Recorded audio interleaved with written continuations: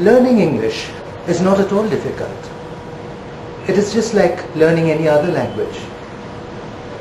The point is, we have to learn how to get rid of, first of all, the fear of speaking in English. Most of us, we hesitate. We don't speak, primarily because we fear that people will laugh at us. We think my pronunciation is not good. We think my grammar is awful. How can I speak in English? People will laugh at me. But that's not the point. Not knowing one's mother tongue may be a bit shameful, but not knowing a foreign language is certainly not.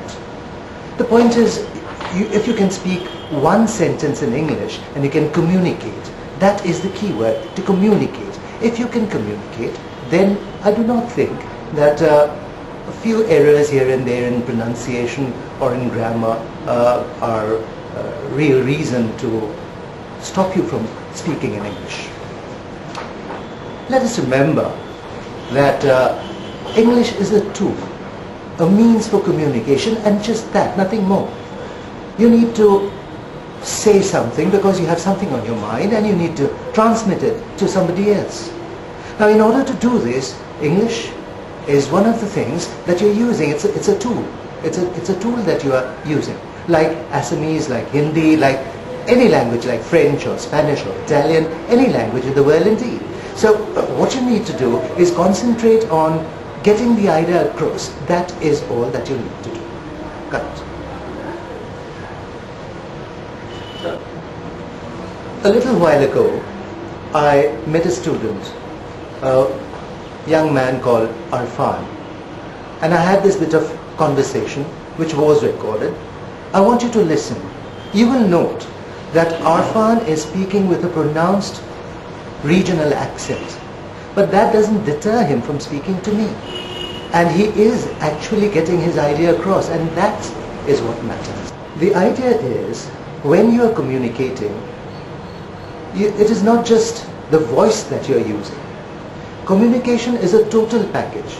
You're using body language, for instance, the look in your eyes, the features of your face, the way you use your hands. Let me give you an example. I need to stand up for this. I'll stand up and then you can see exactly how we use body language and how this can actually send across more than what message is being transmitted orally. Okay? Look at posture, for instance. Does posture matter? Of course it does. If you stand like this, with your shoulders hunched, you send the wrong signal. Instead, if you stand erect and you speak like this, you exude confidence. So when you're speaking in English, let us say, and you're not really very confident, your posture itself can lend you that confidence. And remember, look at the hands. We are using our hands all the time when we are speaking to get the message across. Now, hands have a language of their own. For instance, if you're talking to someone and you're doing this, that obviously means stay away. I don't want your opinion. I don't want to talk to you. Whereas when you do this, what happens? You're inviting their responses. Your listener is being invited to respond. So even your body has a language of its own, and that total package that we have, what we are saying, the way we are using our hands, the way we are standing or sitting, everything goes on to make that total package that we call communication. So I think it is much more important to understand that we are not talking about pronunciation here. We are not talking grammar here. What we are talking about is communicating. I also talked to a group of students a little while ago, and I think you could possibly listen to the interaction. You will notice that many of them have spoken in incorrect English. A couple of them have spoken in, they have used the pronunciation which is far from that earlier concept that one used to have RP. That is no longer valid. We no longer talk about RP. We talk about Englishes. The point is, if let us say, if American English is valid, if British English is valid, if Australian English is valid, then the varieties of English that we speak in India are also valid. Therefore, the regional accent, the mistakes in grammar or whatever, that does not really signify.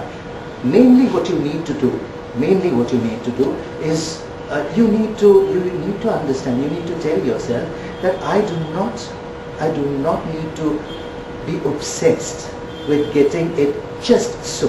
There is no just so. Language changes with the times, language changes with the situation.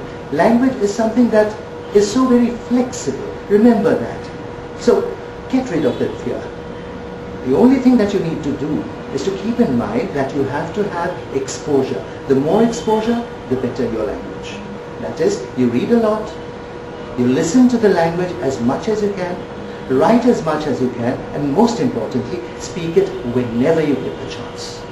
Remember, you need to speak Queen's English only if you intend to be an English teacher, because that is your profession, or if you decide to be a broadcaster in the English language. These are the only two, shall I say, areas of activity where you need the so-called chaste English. Otherwise, any kind of English will do as long as you are communicating.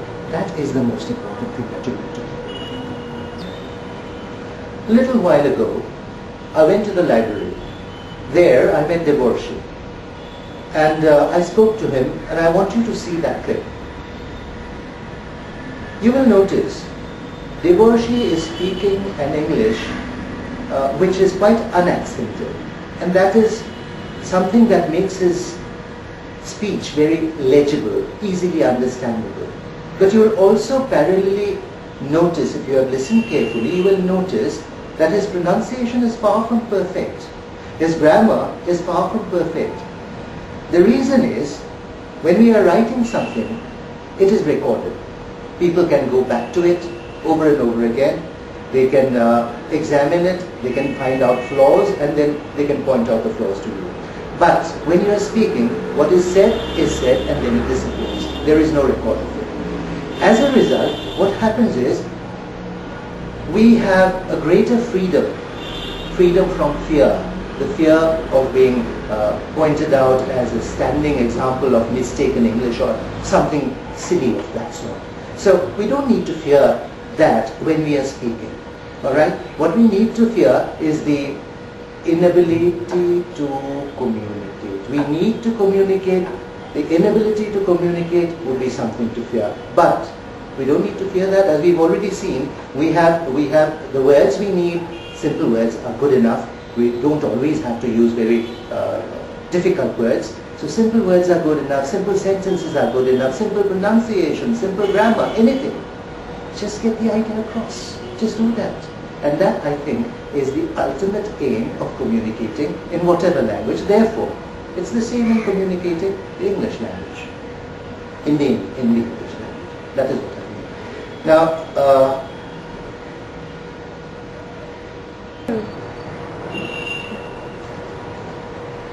finally, let us sum up on the priority areas here.